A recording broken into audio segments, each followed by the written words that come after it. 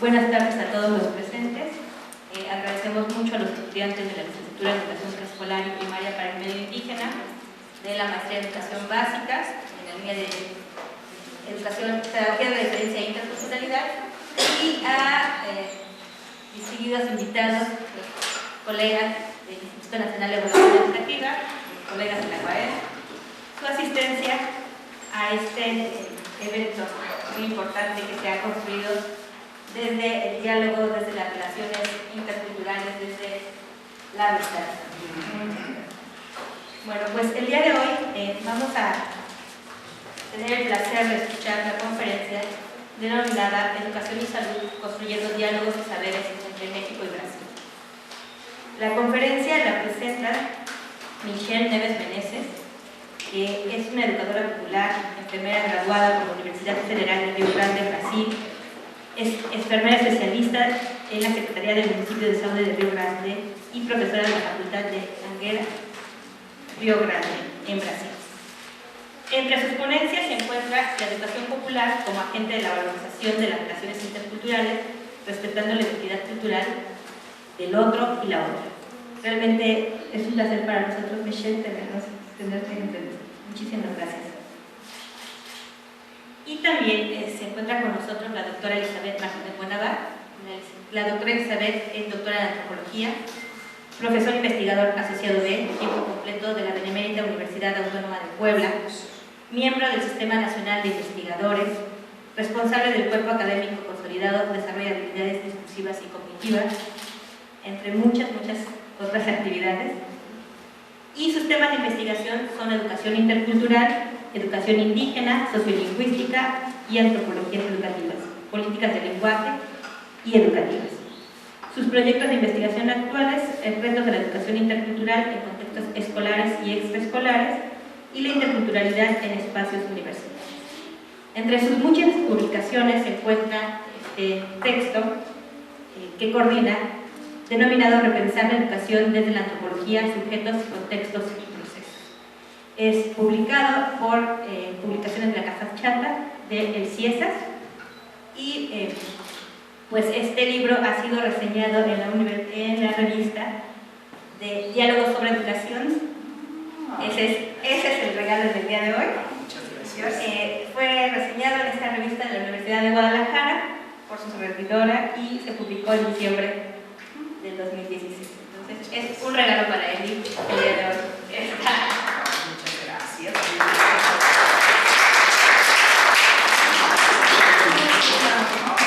Seguramente no has visto la publicación, pero es una más de tus publicaciones ahora.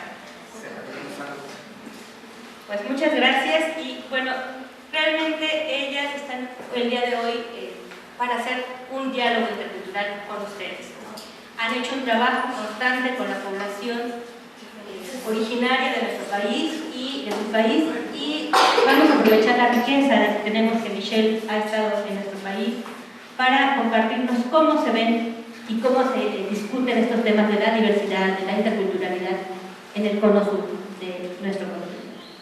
Pues muchas gracias a ustedes y les damos la palabra.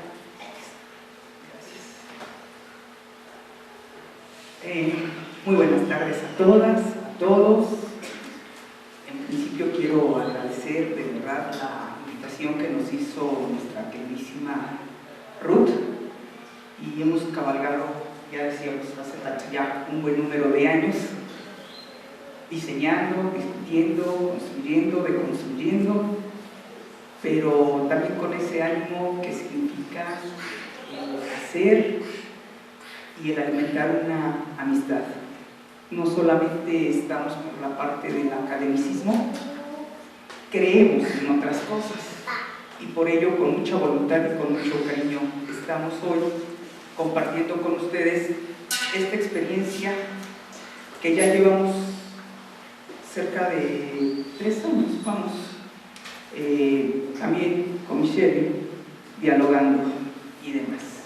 Bueno, yo considerando y por algunos acercamientos que he tenido con estudiantes de UPL, precisamente del EPEL, en Puebla, y porque también ya a veces les digo, ya estoy ya cansada de las formas tan convencionales cuando uno dice una conferencia en que únicamente que se cree que César es el ponente y los obligados a escuchar es el público, ¿no? Entonces dije, vamos a hacer algo mucho más interactivo también de alguna manera, más relajada, sin tanto protocolo. La idea de esto es compartirles cómo vamos haciendo precisamente cruces, no solamente, digamos, por las temáticas y las líneas de investigación que nos interesan. El eje de la interculturalidad convoca a muchas maneras, pero dialogar entre dos áreas del conocimiento, romper con esa situación de confort en donde si yo soy especialista en educación, me mantengo únicamente en educación, y si yo estoy en el área de la salud, únicamente en el área de la salud, creo que acorta muchísimo y dejamos de lado una gran riqueza que hoy necesitamos trabajar de manera interdisciplinar y de manera colaborativa. Poco a poco les voy a ir compartiendo cómo es que hemos ido precisamente compartiendo esas miradas. Y es bien interesante porque ustedes ya escucharon mis líneas en las que he estado formada, y por azares de la vida llego un día a Brasil en un simposio convocado sobre todo para el área de la salud, y tenía un eje muy pequeñito, una sola mesa sobre educación, y obvio nos escuchamos recíprocamente y nos dimos cuenta que teníamos mucho que dialogar. Y entonces me interesó mucho lo que Michele hace. Yo quiero decirles, en experiencia, cuando regreso a México, evidente, también estaba trabajando con otros colegas de la Universidad de Porto Alegre, con un gran antropólogo, Sergio Baptista, y con una educadora, María Aparecida, muy amiga, por cierto, de María Bertelli y de Rosana Puesta. A ella ya la conocía. Entonces, cuando yo retorno a Puebla y les digo, oye, me pareció muy interesante esto, y empiezo a plantearlo con mis colegas, me dicen, ¿pero cómo con una enfermera? Empezamos desde ahí empezamos el asunto. ¿Qué es enfermería en México? ¿Quiénes son las enfermeras? Etcétera, ¿no? Entonces fue así como tras de lado. Y después, bueno, ¿y cómo tan joven? Que es lo que decía hace rato con la nuestra, una diferencia sí generacional, algunos añitos, ¿no? Pero no tantos, no tantos. Energéticamente ahí nos vamos. Y entonces empezamos a encontrar esos puntos afines. Ahora, lo interesante, Brasil con un proceso histórico también diferente en sus procesos de colonización y de independencia, con una lengua diferente, pero fuimos descubriendo poco a poco que también teníamos mucho que compartir y mucho en común.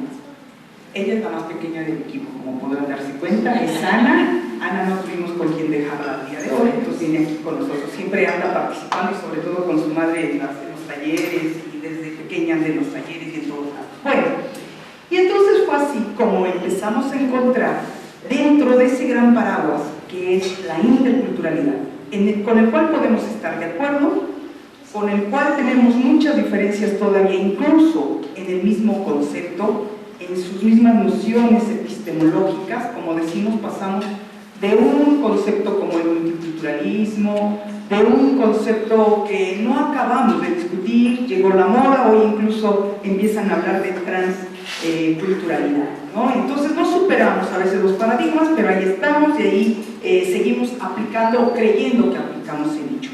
Y bueno, México, como ustedes saben, está atravesando por una reforma educativa. Reformas hemos tenido severamente a lo largo de las décadas, pero los cambios no están en el fondo de lo que plantea una reforma, que se traduce más bien hacia una reforma tipo únicamente laboral. En lo educativo seguimos andando, y como hemos hecho por largo tiempo, y como diría muy bien Héctor Muñoz o un Luis Enrique López para el caso boliviano, las demandas en las exigencias de los cambios, por lo menos a nivel jurídico, a nivel de decretos, de leyes, se van dando a partir de las organizaciones sociales y políticas, a partir de las demandas de los pueblos. No es que vengan de arriba, se tienen que buscar desde abajo. Y en ello, si me permites la siguiente diapositiva, yo quiero decir que por encima de cualquier reforma educativa, la mirada obligada a ver la presencia, porque parece que no hemos visto que más de 10 millones de habitantes de este país son indígenas, y Cuando conviene están desaparecidos y únicamente el día que se celebra la lengua materna o el día que tenemos por ahí, el Día de los Pueblos Indios, entonces sí aparecen, o para la consecución de algún presupuesto internacional.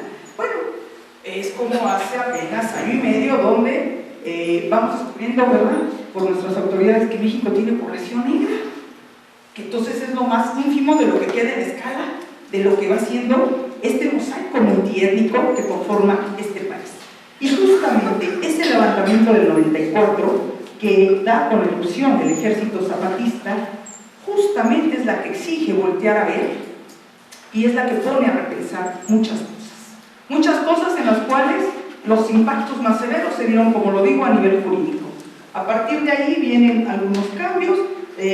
No me voy a detener, yo quiero que aprovechen más la experiencia de Michelle. Yo puedo venir en otro momento, soy vecina de ustedes, estoy en Puebla, puedo hablarles de los distintos proyectos, únicamente ver en el contexto cómo vamos entrecruzando también y cómo hay ciertas afinidades de que los grandes proyectos surgen más bien de manera alternativa al Estado mexicano, sin la necesidad de reformas ni de operación política o de intermediarios ahí, ¿no?, políticos. Y bueno, otra veta que podríamos destacar justamente es a partir del año 2000, cuando empezamos a hablar de la educación intercultural, ese paradigma, ese sesgo, esa ruptura que empieza a contemplar un nuevo modelo. Ahí sí tiene una ruptura con los diferentes. ¿Qué tanto avanzamos de la educación indígena a la educación intercultural? ¿O es más de lo mismo? ¿Es un continuo? ¿Hubo una ruptura? Si fue así, ¿dónde estuvieron esas rupturas? Algunas de las rupturas que se dieron, bueno, se empieza a hablar de una descentralización en los sistemas, ¿sí? Y la otra es que se considera por primera vez una educación incluyente, una educación para todos, en donde todos deberíamos aprender de todos. Aquí lo interesante es que a más de 15 años, pues resulta que solamente los obligados a seguir aprendiendo del modelo occidental y de la lengua nacional son los pueblos indígenas, es la población indígena. Y también es así que, estando Chaufet muy discretamente en un diario oficial de la Nación, por abajito, después metió todo un programa compensatorio en abril del 2014, que nadie se dio cuenta, nadie cacaraqueó nada por ahí de los políticos, más de 80 páginas, y donde dijo, bueno, pues que la educación intercultural realmente no ha operado como se plantea. Entonces hoy la población indígena tiene que... Y cuando nos damos cuenta, otra vez estamos colocados de nuevo, por eso les digo, no ha habido una ruptura como tal, en modelos de compensatorios y además de castellanización y de imposición, ojo, de una, volvemos a lo mismo, sola cultura. Si pasamos a la siguiente, por favor. Bueno, aquí justamente 2001-2006, que es el Plan Nacional, y esto tiene que ver mucho. Cualquier país en sus planes nacionales de desarrollo, recuerden que manejan siempre tres ejes: el educativo, la salud y el campo. Y justamente entre Michelle y yo, bueno, hemos hecho la empatía con otros colegas que también ya se están sumando en nuestro cuerpo académico al tema de la salud. Y bueno, nada más para que vean cómo a nivel discursivo encontramos esto. Y dice, nuestro país ha empezado a reconocer y valorar la diversidad étnica, cultural y lingüística. Fíjense nada más hasta qué año, ha empezado a reconocer como uno de los pilares fundamentales en que habría de fincar y construir la identidad de un Estado nacional, multicultural, democrático, equitativo y soberano. Una vía para lograr lo anterior ha sido la propuesta de la educación intercultural bilingüe, que es hoy por hoy el enfoque educativo más pertinente en los contextos multiculturales y plurilingües del mundo contemporáneo. Y la pregunta es, si hiciéramos todo un análisis de este discurso, ¿qué tanto esto se ha extrapolado y se ha aplicado? Pero no solo eso, se ha apropiado, en donde ustedes como docentes del medio indígena incluso han tenido la libertad para crear sus propias currículas, para proponer sus propios materiales, para trabajar de otra manera que rompa con la escuela tradicional del medievo, en donde seguimos conservando. Mientras, dice una educadora muy buena, Valladares, a mí me encanta su exposición cuando dice, es increíble, el mundo está evolucionando en las tecnologías, el tren, la velocidad con que se mueve todo, pero si comparamos las aulas del medievo con las que tenemos hoy sigue siendo lo mismo, el maestro al frente, elevado, el único que sabe y el único obligado a aprender sigue siendo el profesor. Tenemos que hacer esa ruptura, sobre todo los que somos formadores de formadores, y permitir en nuestras propias aulas hacer nuestras propias investigaciones. Atrevernos. Yo entiendo, también yo formo parte de un sistema educativo y soy evaluada, y soy observada, y tengo que dar cumplimiento a las currículas y a lo que me mandan, sí, pero también tomo mi libertad y digo, la clase la vamos a hacer así. Y si yo no puedo hacer una ruptura, y si yo no puedo hacer un movimiento, vamos a decirlo político ahí, empiezo a sensibilizar y a trabajar, a tomar conciencia de lo que queremos en un seminario con mis estudiantes. Y ojo, en la mañana puedo estar con chicos de preparatoria a 7 de la mañana, a las 10 de la mañana estoy con niños de primaria y en la noche estoy con alumnos de posgrado. Y entonces es lo que vamos haciendo y es donde podemos ver que desmontamos lo que es la propia escuela a pesar de seguir encerrados en el espacio de la escuela. Bueno, nada más rápidamente otros referentes, el 2003 que no se les olvide, cuando se crea precisamente la Ley General de Derechos Lingüísticos, no nada más eso. Y que bueno, ahí modifica todo una ley, digamos, en la fracción cuarta, ¿no? Cuando dice promover mediante la enseñanza el conocimiento de la pluralidad lingüística de la nación y el respeto a los derechos lingüísticos de los pueblos indígenas. Y que siguen leyendo nuestros estudiantes. Y en qué lengua seguimos enseñando nuestros conocimientos. Y cómo nos palancamos. Ahora, ¿qué hacemos? Ese es otro de los retos que ustedes lo tienen hoy. Hoy no necesitan ir al campo para atender a sus alumnos indígenas. Los procesos de migración, y no toquemos el tema internacional, hablemos de la migración regional. Hoy, los migrantes, los indígenas, por sus procesos migrantes, están en las ciudades. Y ustedes deben de darse cuenta, en las ciudades encontramos en una misma aula 4 o 5 lenguas indígenas. Aparte tenemos niños que ya son mestizos. ¿Cómo hacemos para enfrentar eso? Realmente estamos dando cumplimiento a todas estas leyes y además cada estado va generando también su propio instrumento lingüístico. En el caso de Puebla hay una ley que se da en diciembre del año 2015 justamente para la atención a niños y jóvenes donde deben de ser atendidos dentro de la ciudad de Puebla con sus lenguas indígenas. ¿Y dónde están esos cuadros formados para atender eso? ¿Y cuándo los profesores han tenido los conocimientos también lingüísticos, antropológicos? ¿Y cuándo le hemos preguntado, profesor, realmente cuál es el interés o la empatía o cómo podríamos cambiar para atender esa diversidad holística? Tampoco lo hemos hecho. Por favor. Bueno, entonces lo que necesitamos, y además este ya es más actual, al 712, dice: el México del nuevo milenio demanda que el sistema educativo nacional forme a sus futuros ciudadanos, porque ahí tenemos otro gran reto. ¿Qué ciudadanos estamos formando, no? Y entonces nos dice, de una manera, como diría Jorge Gallé, muy utópica, como personas, como seres humanos, fíjense, conscientes, libres, irreemplazables, con identidad, razón y dignidad, con derechos y deberes, creadores de valores y de ideales.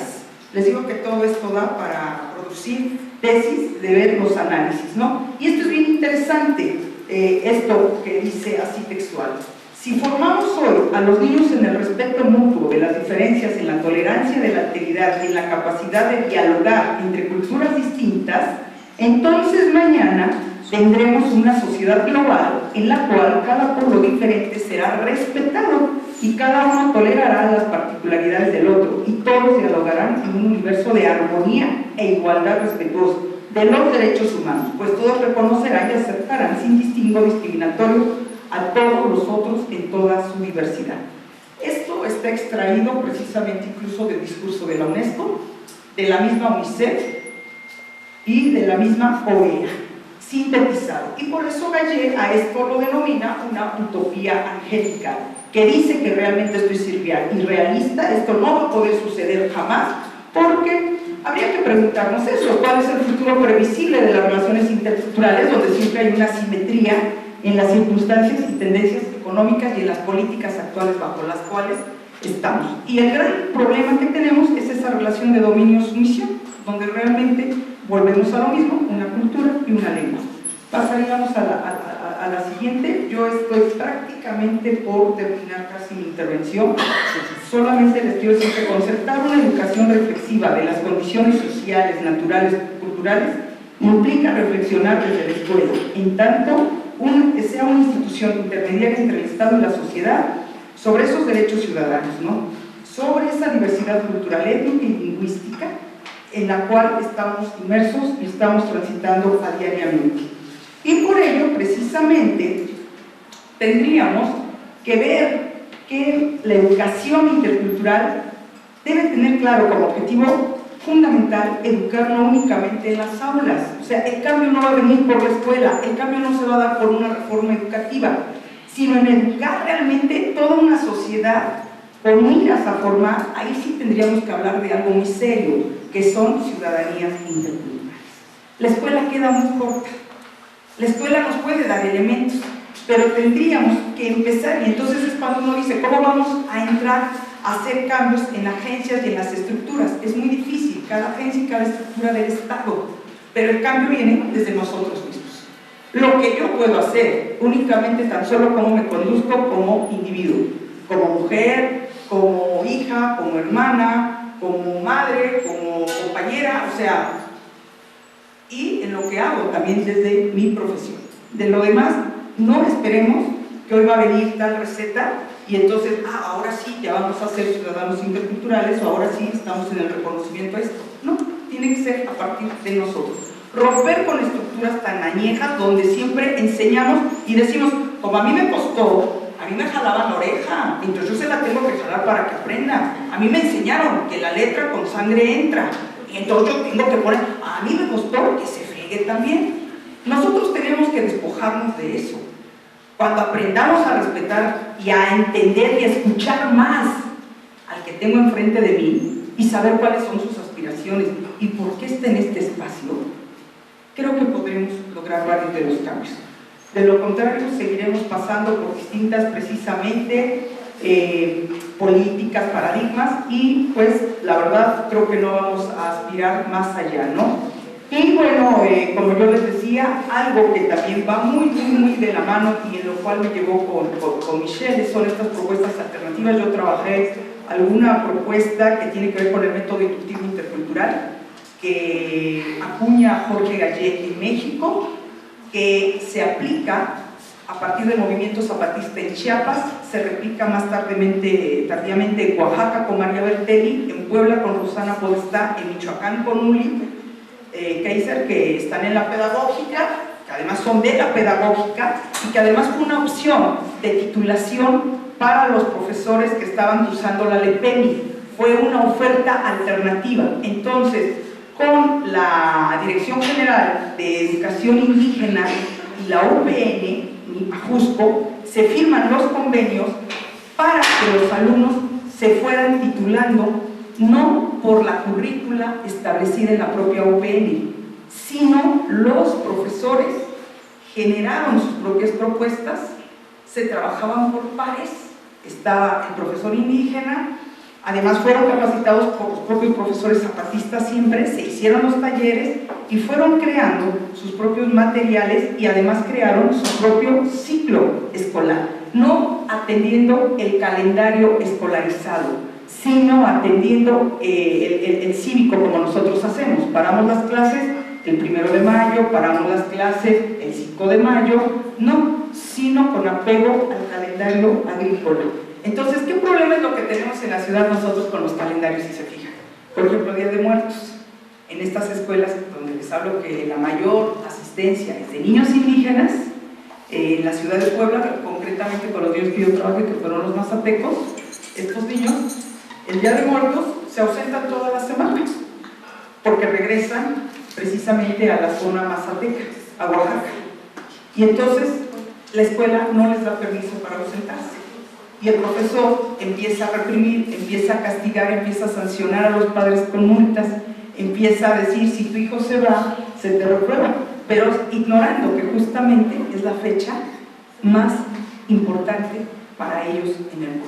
Ninguna otra fecha los convoca al retorno como la tradición de muertos, ¿no? Entonces, estas son las situaciones en donde tenemos que ir abriendo realmente los ojos, los sentidos, y si algo yo he aprendido a ver y precisamente en el paso que yo voy dando en ese diálogo con la salud, justamente es que a nivel de planes nacionales de desarrollo, y vuelvo a lo mismo, jurídicos y agendas de salud, la panamericana, la mundial y todo, nos habla del reconocimiento a los sistemas de salud, no solo a los educativos, a los de salud. Y salud también, cómo se va ejerciendo o cómo la vamos entendiendo. El concepto salud también es bastante amplio y tiene muchísimas, digamos, interpretaciones, ¿no? Desde dónde se vaya entendiendo. Y entonces, ¿qué conflictos? No solamente los conflictos, también los vamos a encontrar culturales y lingüísticos en un aula. Los encontramos en una unidad médica, los encontramos en un hospital, donde justamente todos los saberes que traen milenarios estas poblaciones quedan inmediatamente, ingresan a un hospital a un lado. No me interesa para nada si la mujer trae un cordón en la barriga para proteger justamente su producto. No, inmediatamente entra la enfermera en el hospital, entra el médico y corte el listón. Tenemos que proceder de tal forma. Y bueno, la vida me ha llevado incluso, de manera, yo no creo en las casualidades, sino en las causalidades, que justamente la Facultad de Enfermería de la UAP, a mí me pidieron que les diera un curso que tiene que ver con sociología del cuidado de la enfermería. Entonces, platicando con las enfermeras, me empiezan a decir todas las atrocidades que yo creía que solamente se vivían en un aula, y se viven también dentro de las áreas de la salud, estos conflictos culturales entre sistemas de salud. Entonces, creo que tenemos mucho que abonar, y educación y salud no están peleadas, van muy bien de la mano, y posteriormente me invitaron a que les diera los cursos de metodología de la investigación. Y yo, para cerrar mi participación, solo les quiero decir, ahora entiendo muchas de las cosas. En el área de la salud, metodológicamente, todo se hace y se procede cuantitativamente. No hay una metodología aplicada de forma cualitativa. Los instrumentos que están aplicando para sus diagnósticos y estudios con respecto a diabetes, enfermedad número 1 del país, e hipertensión, toda la batería y el diseño de instrumentos se están importando de Asia, Estados Unidos y Canadá. Por lo tanto, no responden a la genética, ni a las cuestiones de alimentación, ni a las cuestiones de salud de nosotros como mexicanos. Y ahí es donde empezamos a tener realmente una gran situación de verdad que hay que pensar y repensar. Por último, la UAP tiene un hospital. He estado en pláticas con el director porque se ostentaban, decían que el hospital universitario de la UAP daba salud intercultural. ¿Y cuál era la salud intercultural? Ponían una imagen de unos muñequitos tomados de la mano, porque uno era negro, el otro amarillo, el otro era blanco, y entonces aquí damos salud intercultural. Cuando en las currículas, y ustedes lo saben perfectamente, el conocimiento indígena está afuera. En vez de articular el derecho consuetudinario con el derecho positivo, la medicina occidental con la tradicional, todo queda de lado. Estoy en el área de filosofía y letras, todo lo que es la poesía indígena, el conocimiento de la literatura está deshecha. Entonces creo que tenemos mucho que hacer, y bueno, yo con esto me silencio y quiero que Michelle les platique, porque como enfermera, como ella al revés, trasciende con la parte también de la educación y la educación popular, y es un proyecto bien lindo, bien interesante, porque, como decíamos, es a partir de las prácticas de resistencia y a partir paralelo al Estado donde se pueden hacer cosas bien, bien importantes y significativas. Gracias.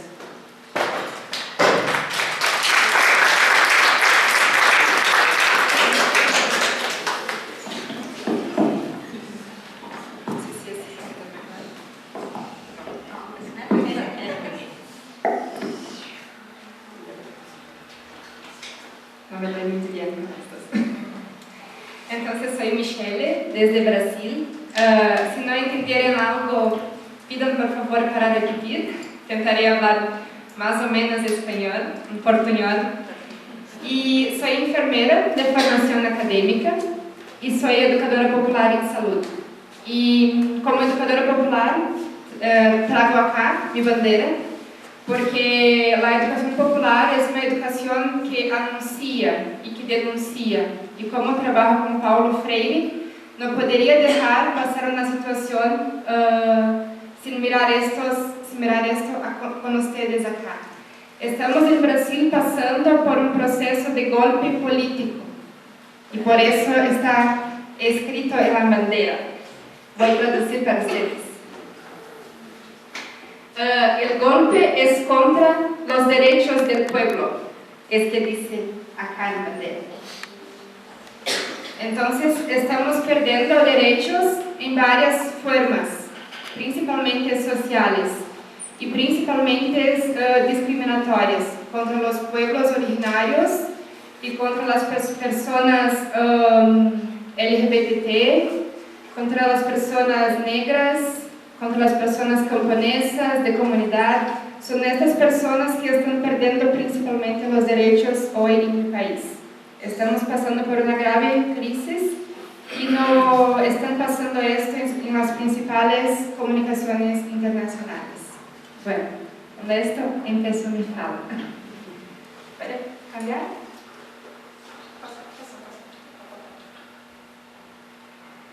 A la otra. Anterior, por favor.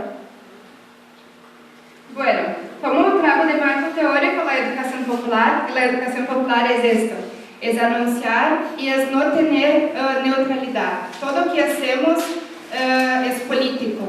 Mismo en las clases, ¿no? En las clases de aula, en las clases en las comunidades, siempre no tener neutralidad. ¿Por qué no tener neutralidad? Porque tenemos que ser sujetos y invitar a las personas a serem sujetos de su proceso educativo. Entonces, la educación tiene que tener un objetivo, y el principal objetivo de la educación es emancipar a las personas. No sé si se dice emancipar. Bueno, traigo una charla de Brandão que dice: la educación popular no es una actividad pedagógica para las personas, ¿no? Mas sí un trabajo colectivo en sí mismo, o sea, es un momento en que la vivencia del saber compartido cría la experiencia del poder compartilhado. ¿Puede pasar? Y en Brasil, al contrario de muchas políticas, en la mayoría de las políticas educativas y de salud vienen de arriba para abajo, igual acá. Pero la única política que fue al revés, de abajo para cima, fue la política de educación popular en salud. Hoy en nuestro país, antes del golpe, ¿no? Teníamos un gobierno social, y en este gobierno social conseguimos poner la política de educación popular en salud. Esta política empezó en 2012-2013 y fue hecha desde los movimientos sociales, los movimientos indígenas, las comunidades que escribieron la política y llevaron al gobierno para asignar la política. Entonces traigo para ustedes, ¿puede retroceder? Sí, anterior. Y esa política, além de varias cosas que dice, como principios metodológicos, principios norteadores, tiene algunos principios básicos para llevarnos ella a cabo en la práctica, que es el diálogo compartido, la amorosidad, problematización, construcción compartilhada del saber, emancipación y compromiso con la construcción del proyecto democrático y popular. ¿Por qué estos principios metodológicos? Porque pensamos, enquanto educadores populares, que sin estos principios no conseguimos hacer emancipación popular. Si llegamos a una comunidad y no tenemos afectividad, ¿no? Afectos, si no tenemos diálogo respetuoso, si no tenemos ese poder de trabajar, ¿no? Con la democratización del país, no conseguimos hacer nada. Entonces, llevamos a cabo estos principios teóricos. Y un principio que me gusta mucho y que más trabajamos es de la amorosidad. ¿Por qué? No la amorosidad de ser solo afectivo y sonreír, no es eso. Y sí la amorosidad de tener afectos, pero afectos con intencionalidad. De hacer las personas sentir lo que hacen. Tener voluntad de hacer lo que están haciendo. ¿Eso me comprende? Sí. Sí, estuvieron mucho complicado. Entonces, esa amorosidad que hablamos en la política es una amorosidad política mismo. no es una amorosidad solo de afectos y punto, es una amorosidad de tener compromiso social, ¿no? De no simplemente llegar a la comunidad, hacer una investigación, virar las espaldas e ir embora. No, es sí se comprometer con las comunidades, se comprometer con lo que estamos haciendo. Voy a pasar. Traigo acá que la educación popular es una educación comprometida y participativa, orientada por la perspectiva de la realización de todos los derechos de los pueblos. Su principal característica es utilizar el saber de la comunidad como materia prima de la enseñanza. Entonces no llegamos en las comunidades con todo listo, con todo pronto. Los saberes son construidos, son siempre construidos a todo el tiempo, principalmente con los saberes de la comunidad. Mismo que las personas piensen, mas son grados académicos, es enfermera, es el médico. No, si trabaja en la perspectiva de la educación popular, tiene que llevar los saberes de la comunidad como primer punto. El aprender, entonces, se hace compartido. No es un solo aprender, el mío aprender que es más importante que del otro. No tiene aprender más importante o menos. Cuando trabajamos con la educación popular en salud, los saberes son los mismos, solo son diferentes, no son mayores ni menores. El aprender a partir del conocimiento del sujeto y enseñar a partir de las palabras y temas regeneradores de su cotidiano. Entonces tenemos que saber lo cotidiano de las personas. No puedo trabajar con una comunidad indígena si traigo cosas que no son de la comunidad indígena. Tengo que aprender aquel cotidiano de aquella comunidad. Y así como las otras. En Brasil tenemos muchas comunidades negras quilombolas. Entonces tenemos que aprender el conocimiento de aquella comunidad y trabajar compartido con ellos. ¿Puede pasar? Ya hablé un poquito de esto, que la educación popular no se hace para las personas, y sí en conjunto. Por eso que una de las prácticas de la educación popular es trabajar en rueda, sí, en rueda colectivamente. ¿Por qué? Porque en rueda miramos más los ojos, y no se queda una cosa más así, yo acá y ustedes ahí. En rueda siempre somos miramos los mismos horizontes. Tiene como punto de partida el proceso pedagógico del saber desarrollado en el trabajo, en la vida social, en la lucha por la sobrevivencia, y busca incorporar las formas de sentir, pensar y actuar, principalmente de los grupos populares, trayendo así una referencia para hacer una gestión participativa en la área de la salud.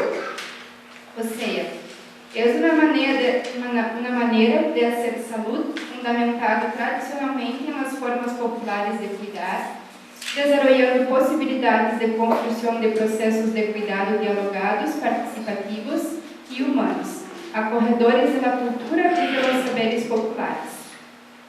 Son caminos para actuar en salud, capaces de reconocer al ser humano en su totalidad, comprometida con la transformación de la sociedad, en enfrentamento de las iniquidades y con la emancipación de sujetos éticos y políticos. ¿Cómo hacer entonces salud con interculturalidad, respetando estos saberes populares, ancestrales y tradicionales? Existen muchas formas de hacer, pero creemos en Brasil que una de las principales formas es de la política de educación popular en salud, comprendiendo estos principios que trabajamos, principalmente trabajando con la horizontalidad, con el respeto.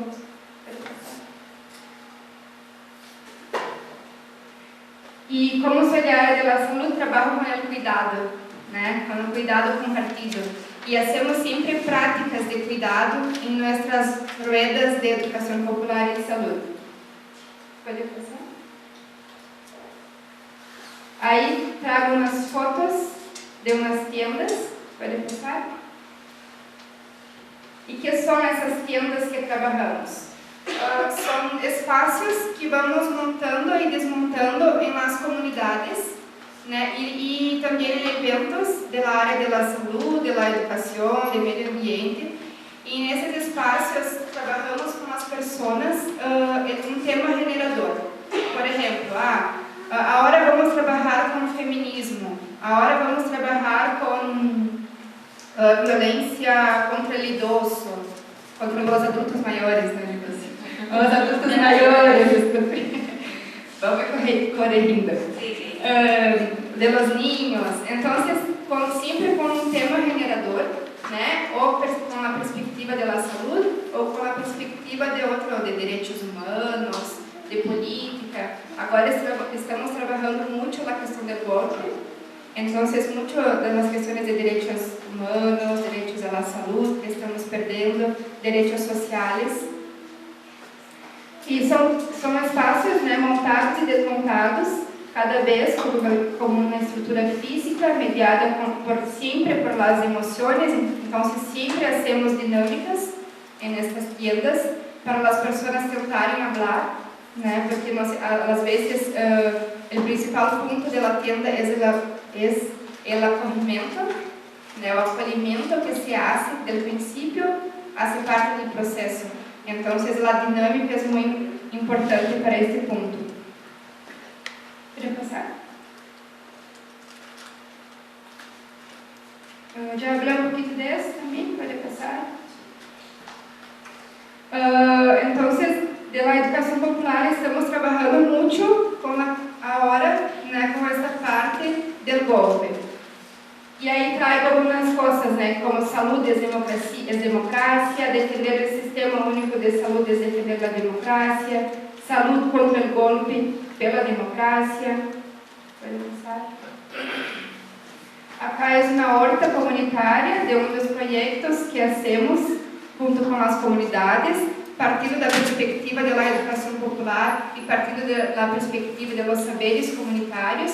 Entonces trabajamos con hortas, con medicinas populares y homeopáticas, junto a las personas de la comunidad. ¿Puede pasar? Acá son prácticas de las tiendas también. ¿Puede pasar? Aquí también. Trabajamos con las... ¿Puede regresar otra? Trabajamos con prácticas populares como reiki, masoterapia, homeopatía y saberes indígenas, con chamanismo, también dentro de las tiendas. ¿Puede pasar? Acá es muy engraçado, porque acá es un evento, en esta foto, en un instituto de salud. Entonces, el instituto de salud totalmente cerrado, né? Siempre con sus formas de trabajo muy occidentales, sí, muy occidentales, punto. Entonces conseguimos adentrar al centro y hacer una dinámica con todos los profesionales. Fue un rompimiento muy grande. Y después de eso las personas pedían que siempre pudiéramos hacer más trabajo con ellos. Fue un rompimiento muy bueno. Y las personas después de esa actividad se pusieron a encontrar casi todos los meses para discutir los problemas del trabajo, que antes no hacían eso.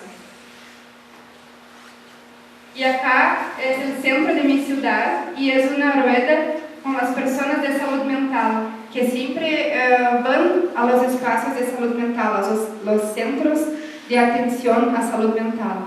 Y nunca van al centro a hacer cosas, siempre van al centro de salud y van para su casa, ¿no? Entonces estamos haciendo ruedas con ellos y otras actividades en el centro de la ciudad para tener más visibilidad y bueno, compartir más con las personas como debe ser. Gracias.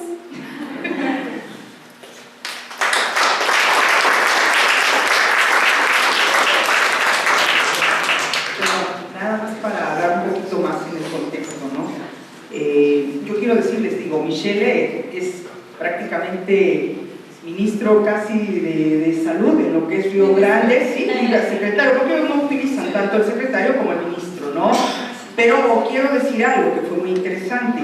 Cuando ellos propusieron lo de hacer este otro tipo de intervención, estos son los modelos precisamente que se van construyendo de manera en una autonomía y democrática, y decía alternativa, ¿por qué? Porque Brasil es uno de los 3 países a nivel mundial que tienen garantizado a toda su población la atención de salud, se estudie, no se estudie, etc. Y el problema que veían es que aún con toda la cobertura que les brinda el Estado para asistirse, la gente no va. Entonces esta fue la idea, digamos, también, como decimos en México, si la montaña no... ¿Cómo es? Si yo no voy...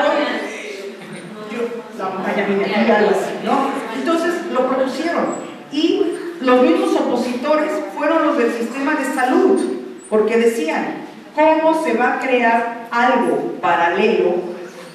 Y justamente lo que eran sus jefes, sus secretarios, dijeron, esto no puede funcionar, y si lo van a hacer, será en sus horas extra laborales, es decir, sábado o domingo, no va a haber presupuesto, y entonces arrancaron 3, 4 gentes. Debo agregar que ese modelo se fue replicando en otras entidades del Brasil, y hoy justamente, después el secretario, el ministro de Salud, que queda convencido de lo que están haciendo, y ahora acaban de ganar el premio nacional, en segundo lugar a nivel nacional, con este modelo de intervención, porque lo que decía, ahora las personas están exigiendo este tipo de atención a partir de las tiendas de afecto, y sobre todo dando atención a drogadictos, a gente de la calle, a gente que jamás en la vida habían tenido, ¿no? Entonces hoy lo están exigiendo, y dijo el Estado, bueno, ¿cómo habíamos pasado desapercibida estas otras formas alternativas, ¿no? Entonces hoy incluso ha sido reconocida la manera de trabajar. Ello nos va colocando también, por eso son los diálogos que vamos abriendo y encontrando las empatías con el modelo del que yo les hablaba, y después se los puedo plantear en otra invitación que me haga, que es el de Jorge Gallé, con el modelo inductivo intercultural. Son formas alternativas donde uno hace la ruptura. Ella no ha dejado de ser gerente o ministro de salud allá, sigue cumpliendo con sus horas laborables, pero está haciendo toda esta otra labor extra, digamos, horas de oficina, ¿no? Y por último, algo que también dentro de esos derechos, de lo que Michele hablaba para Brasil, que tenía que ver a partir del gobierno de Lula, los alumnos indígenas no tenían derecho a incursionar en las universidades.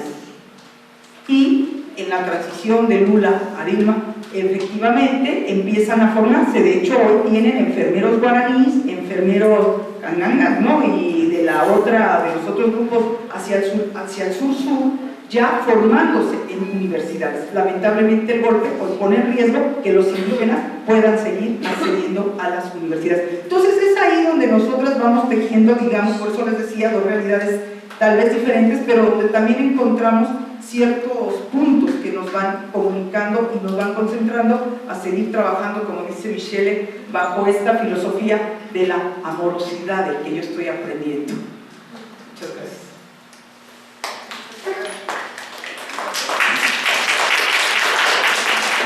Solo para complementar también, en mi ciudad las cuotas indígenas empezaron en 2008. Entonces, antes de 2008 no teníamos ningún indígena en la universidad pública. Y este año se forma la primera enfermera indígena Caigangue y la primera psicóloga indígena guaraní en mi ciudad. Y ahora con todo este retroceso que estamos teniendo, no sé si vamos aún continuar con las cuotas para indígenas y para la población negra. Y además de las tiendas ellas llegan para romper con el sistema hegemónico del saber, ¿no? Que el saber no es solo centrado en el saber del médico. Y cuando trabajamos con la educación popular en salud, el saber es de todos y es para todos. Todos tenemos nuestros saberes, ¿no? Y siempre de salud, de educación, y esos saberes vamos compartiendo, vamos agregando otros y vamos construyendo lo que es más, ¿no? Un camino ideal para cada uno sabe su camino del saber también. Entonces ella viene para romper con el poder biomédico, principalmente. Por eso trabajamos tanto con los saberes populares, porque creemos que los saberes populares son mismo sabedores, ¿no? Tienen suficiencia para sanar y para curar, en fin. Y hoy, siempre reforzando, tenemos una política institucional, ¿no? de esta política. Tenemos entonces en todos los sitios del Brasil las feituras de las tiendas, las feituras de otras acciones de la Política Nacional de Educación Popular. No son solo las tiendas, ¿no? Hacemos cursos de capacitación para agentes comunitarios de salud. En mi ciudad formamos 170 agentes comunitarios de salud, que son personas de la comunidad que trabajan con salud. Hacemos cursos de formación también en universidades de esta política y estamos tentando implementar en los cursos académicos también, como ementa de los cursos, trabajar con esta política. ¿Qué más? ¿Qué anoté acá? También reforzando, ¿no? Que la educación popular en salud es una herramienta metodológica, no es ella por sí sola, ella es una herramienta para trabajar, ¿no? Con enfoques siempre en las personas y las comunidades. ¿Y alguna cosa me olvidé? Después, sí, gracias. Pues muchas gracias a Michelle. Realmente esto es una provocación, es una invitación a pensar, a repensar como una ciudadanía distinta que nos invita a construir la vida buena para todos, que tanto comentamos en clase, ¿no? Cómo hacemos ese diálogo entre los saberes comunitarios y los saberes presentes, no solamente en la currícula oficial de las escuelas, sino abrirlo más allá, ¿no? Abrirlo a lo que pasa en las comunidades, a lo que viven las comunidades.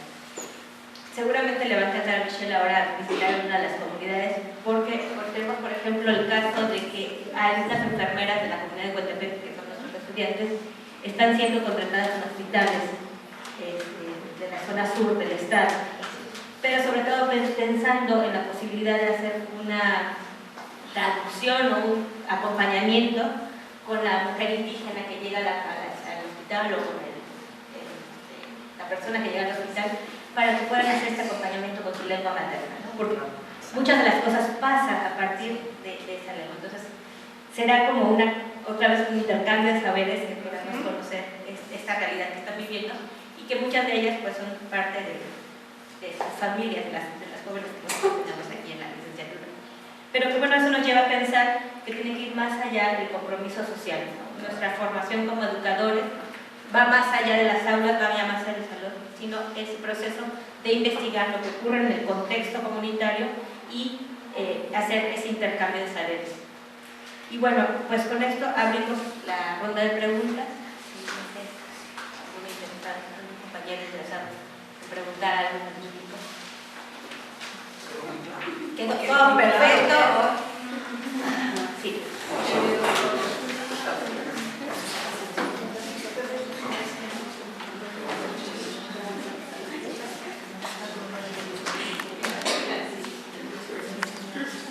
Bueno, buenas tardes. Soy Martín Macías, director de una escuela indígena en la ciudad de Cuernavaca y asisten niños migrantes del estado de Guerrero, de San Agustín Huaca de Villantepec. Es el 60% son indígenas y el otro 40% son mestizos de la localidad.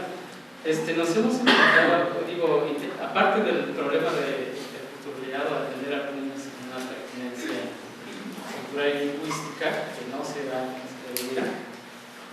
Tenemos un programa que se llama Tiempo Completo. Tiempo Completo, pues se amplía el horario, pero les llevan comida. Y pues los niños no quieren comer esa comida. Y tiene que ver con lo de la salud, porque bueno, los buenos hábitos alimenticios y todo esto.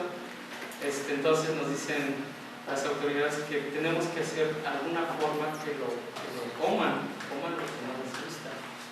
Entonces los niños no lo comen. Y me dijo una señora, dice, si tú la obligas a que coma y se enferma, tú vas a pagarla. Yo no hice la comida. Entonces ya estamos en un problema. Digo, quieren dar alimento a las personas, a los niños, pero no el adecuado. Y peor aún, lo único que comían eran las tortillas, pero dicen que ya no van a llevar tortillas.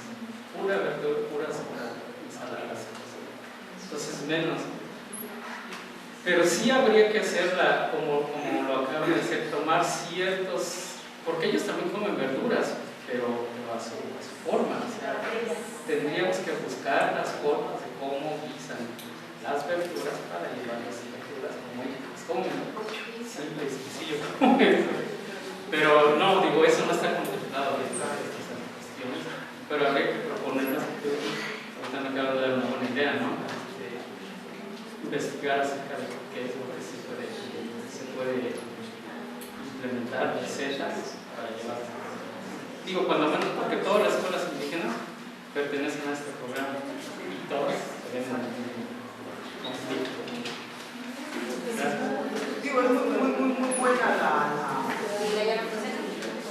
es un muy buen ejemplo. Yo lo agradezco muchísimo porque justamente esto también se replica para el estado de Coahuila, ¿no? Y cuando surgió el programa de la cruzada por el hambre, y entonces, bueno, vamos a abastecer las escuelas de comedores, y esto justamente muestra que no hacemos los diagnósticos, que no vamos primero a ver qué es lo propio, qué es de su interés, qué es lo que se produce, qué es lo que se consume, sino volvemos desde la mirada de fuera. Y llegamos nosotros, los sabios, pero mandamos nutriólogos, pero mandamos chefs, pero ahí están los resultados. Los niños no lo comen porque simplemente pues, no es parte de su cultura. Ahora, es igual, podemos ir poco a poco transitando, podemos ir, ¿y por qué no incorporamos? En vez de pensar con estas personas ajenas al contexto comunitario, en que sean los facilitadores de esto, los mismos padres de familia, conformar comisiones, explorar, hacer diagnósticos. Ese es el gran problema que tenemos en México, por lo menos, que nos aventuramos a implementar siempre. Por eso los programas fracasan y fracasan y fracasan, porque antes y previo a eso no hacemos diagnósticos. Y diagnósticos concienzudos, no nada más de que fui hoy, me di una vuelta y me regresé. No, como decía Michele, uno tiene que llegar a observar, a incorporarse y a aprender del otro, para entonces sí, de manera conjunta, vamos implementando programas y vamos evaluándolo. No con una Secretaría de Salud, no con una SEP, directamente en la propia localidad. Eso sería otra cosa. Es muy bueno el ejemplo básico. Bueno, quiero decirles que Martín fue el artífice de esto, porque él fue el que dijo, traigan a Elizabeth, por favor. Así es que a él le debemos el día de hoy que esté aquí. Gracias, camarada. Bueno, ¿Puedo complementar? adelante. Si dan espacio, hablamos. Claro, hablo más despacito y poco menos español. Fui a un curso en Chile ahora y una cosa que ellos hicieron muy buena es un libro de recetas populares. Un libro de recetas populares de la comunidad.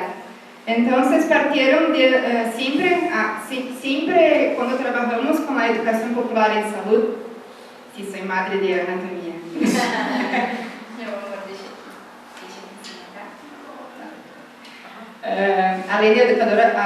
Além de ser educadora popular, soy madre de Ana.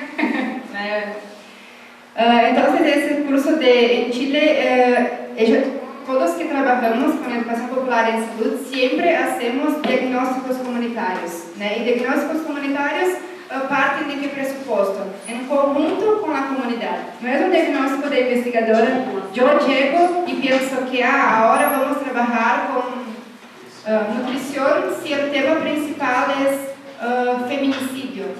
Ese diagnóstico debe partir de la comunidad, mismo que yo sea la investigadora. Voy a investigar o qué? O que ellos quieren. Entonces, eso es. Y ese curso de Chile aprendí muchas metodologías de diagnóstico comunitario. Y traigo acá un juego que puedo dejar para copiar y todo, de diagnóstico comunitario para hacer con niños, con adolescentes y mismo con adultos mayores.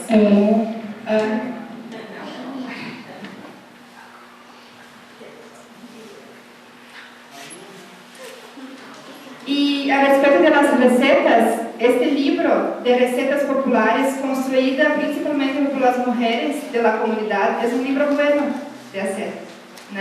Y van a mirar qué hacen, qué comidas son más saludables, qué comidas le interesan más, para quizás tal vez mejorar, ¿no? Que los niños coman. ¿Alguien más que quisiera hacer una pregunta? Es mi intervención.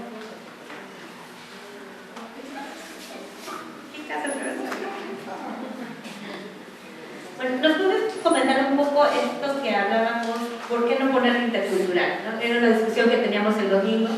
¿Por qué decías que en Brasil el tema de intercultural es nuevo?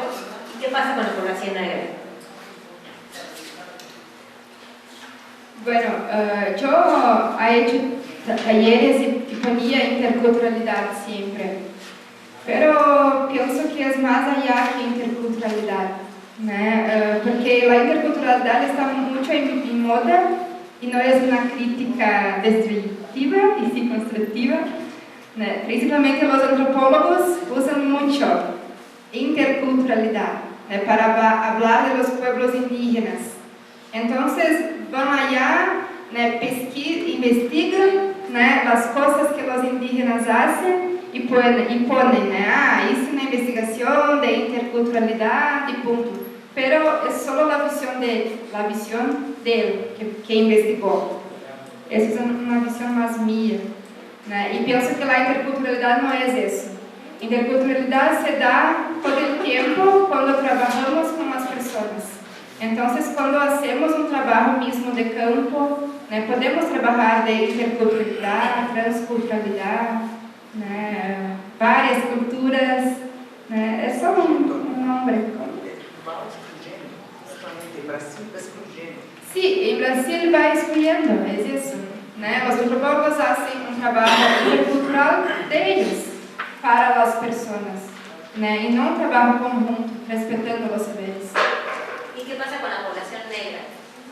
Nos decías que apenas incorporan los indígenas a las escuelas. ¿Qué pasa con la población negra? Sí, principalmente trabajan este tema, interculturalidad para pueblos indígenas, y excluyen que la población negra también tiene su cultura. La población quilombola también tiene su cultura. Los antropólogos trabajan principalmente con la población indígena. No trabajan con quilombo, algunos sí, ¿no? Pero la mayoría con indígenas. En Brasil tenemos una vasta miscigenía de personas. Tenemos la población negra, la población asiática, la población cigana, ¿no? Que va cambiando de sitios. Entonces, esas poblaciones son marginalizadas, sí, ¿no? Porque siempre hablan que Brasil es totalmente blanco. No, no es así. Tenemos varias poblaciones y tenemos que trabajar con todas ellas. Y en salud tenemos políticas interculturales también. Políticas que se llaman políticas equitativas. ¿Para qué? Porque cada población tiene sus derechos. Por ejemplo, no puedo prescribir una medicación antihipertensiva, la misma para el blanco y la misma para la población negra. No puedo porque tiene antecedentes genéticos. Entonces, cuando sabemos de esto, cuál es su color de piel, cuál es su orientación sexual, cuál es su comunidad donde vive, podemos hacer un trabajo mucho más asertivo con esa persona. Entonces, las políticas equitativas vienen con ese respeto, de cada uno es uno. Pero en la práctica no es mucho así. Sí, efectivamente nos lleva a reflexionar cómo las políticas después se llevan a cabo en las prácticas o no, ¿no? Justamente se quedan de jure y no de facto. Se quedan muchas veces como letra muerta. están indícimas a nivel jurídico. Cómo se llevan las prácticas, ¿no? Y cómo a veces las prácticas que se construyen desde abajo, ¿no? Desde la educación popular, desde la tradición de Freire, en este caso, permiten ir construyendo nuevas paradigmas de atención a la población. ¿Alguien más que quiera aportar algo, comentar algo? Son muchos kilómetros desde Brasil hasta acá, así es que por favor. Perdónala. Yo así se la hago. Es que están grabando.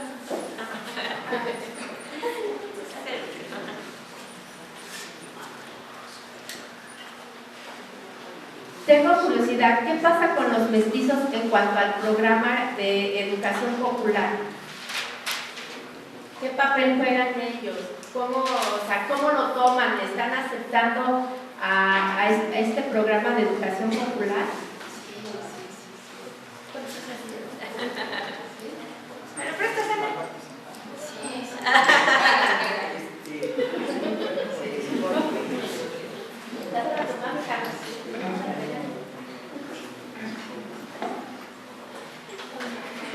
Sí, trabajamos juntos. Cuando hacemos, por ejemplo, cursos de formación, están ellos también. En las tiendas también, cuando hacemos las tiendas de educación popular, tenemos estudiantes indígenas, estudiantes quilombolas haciendo parte. Y así en todos los procesos formativos, porque la educación popular es hecha principalmente en las comunidades. Entonces es siempre junto con todas. ¿Sí? Sí, gracias. Y siempre traemos la parte de sus derechos también. Por ejemplo, trabajar la población negra, la mujer negra. Ahora vamos a empezar en marzo, el mes de la mujer y de la lucha internacional. Hacemos todos los recortes necesarios. La mujer negra, la mujer indígena, la mujer cigana. Hacemos los recortes para dar visibilidad también. Gracias. ¿Alguna pregunta más?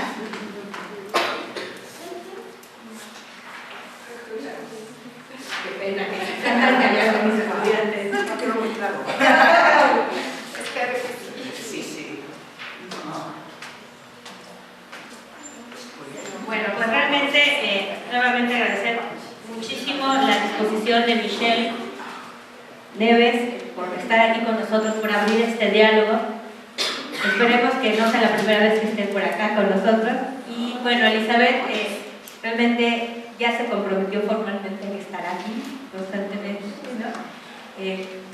Tiene un trabajo muy interesante, Elizabeth, con los niños migrantes indígenas en la ciudad de Puebla y cómo se hacen estas relaciones interétnicas y indio-indio, ¿no? Donde la discriminación y estas situaciones que estamos revisando ahora entre mestizos o indígenas y no indígenas se reproducen entre los propios indígenas, ¿no?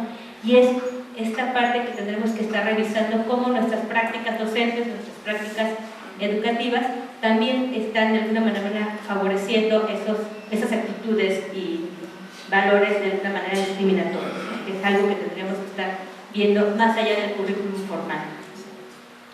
Bueno, pues entonces, a nombre del director de la universidad, le daremos la palabra al maestro Carlos González. Gracias. Buenas tardes a todas y todos. Pues la verdad, en algún momento les quiero comentar que aprendí de que lo único que nos hace iguales a todas las personas, a toda la humanidad, es que somos diferentes. Creo que esto es una propuesta ética muy interesante, lo que ustedes vienen a compartir con nosotros, sus saberes, ¿no? De cuidar al otro para vivir con él. Pues muchísimas gracias. Le agradecemos mucho la presencia de Michelle y le vamos a hacer ahorita una entrega de reconocimiento igual de saber. Agradecemos también como universidad la labor de la maestra Ruth, nuestra compañera, a su cómplice Martín, que dice que no puede ver, y también a todos y a todas ustedes que están aquí. Pues muchísimas gracias y voy a hacer la entrega de su reconocimiento.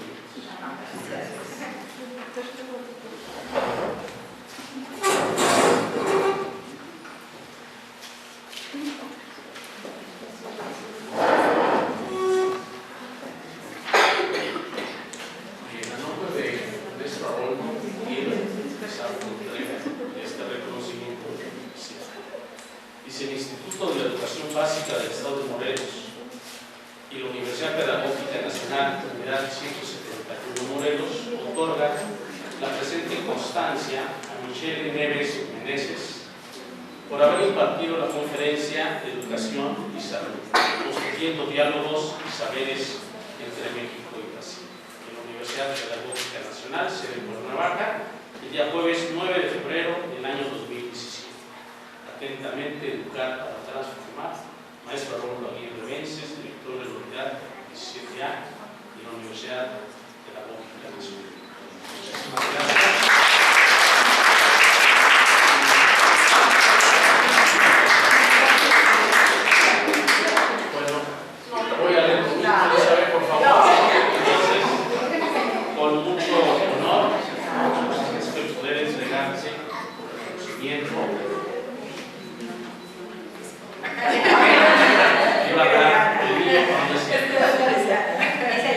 Elizabeth Martínez Buenavara.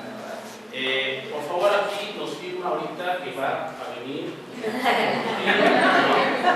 Nos interesa mucho compartir esos saberes con ustedes.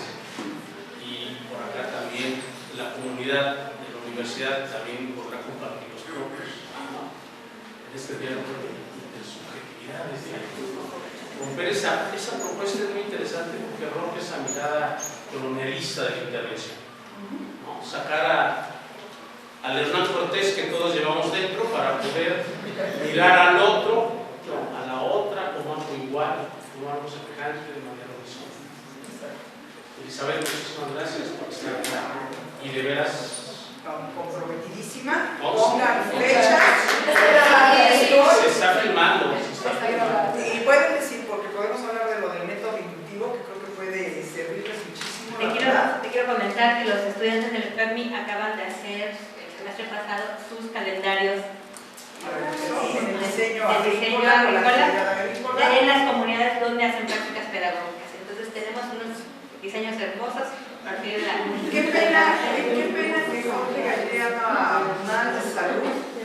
Igual hubiéramos invitado y él hubiera venido, yo me hubiera comprometido a ofrecerlos personalmente y que lo hubiera conocido un tipazo. Realmente Michelle sí tuvo la oportunidad ahora en Puebla de estar y también compartieron y se dieron cuenta que la inspiración mucho viene también con Freire. Es muy interesante porque, bueno, Gallé totalmente occidental y cómo precisamente, ¿no?, hacer esas rupturas en uno mismo, despojarse de esos digamos, paradigmas que traemos y de esos modelos.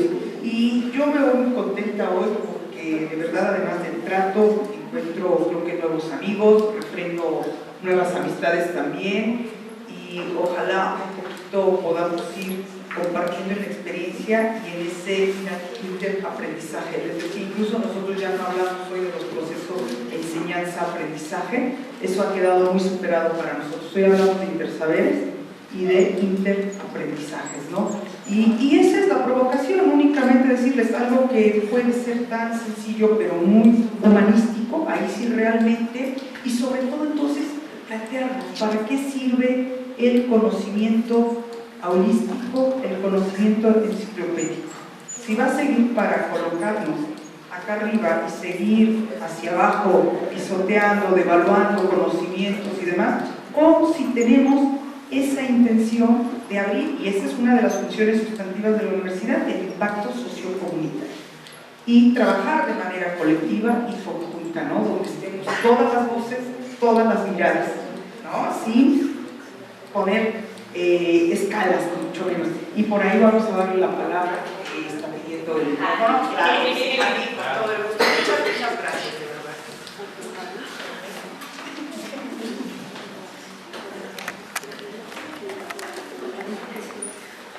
Bueno, pues siguiendo la misma concepción que ustedes están planteando, a mí sí me gustaría que más que una conferencia pudiéramos compartir, no así como más en lo colectivo, en la intimidad, ¿no?, lo que nuestras estudiantes están trabajando, ¿no? Porque ellas sí hacen propuestas pedagógicas, ¿sí? Entonces, pues sí, ojalá y pronto los tengamos por aquí. Gracias, Dani. No, y muy bien, ese es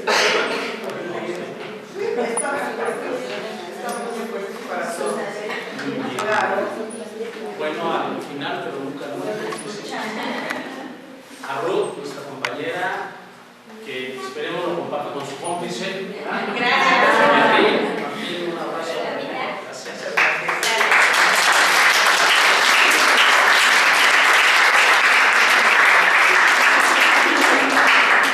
Pues realmente gracias a todos ustedes por asistir a esta convocatoria, gracias a la doctora Rebeca y al doctor Abel que nos están acompañando, y a otros colegas de otras sedes y de la UAEL que están con nosotros, y a los chicos que están, que vienen desde sus comunidades, que salieron a las 5 o 6 de la mañana de sus comunidades para estar el día de hoy.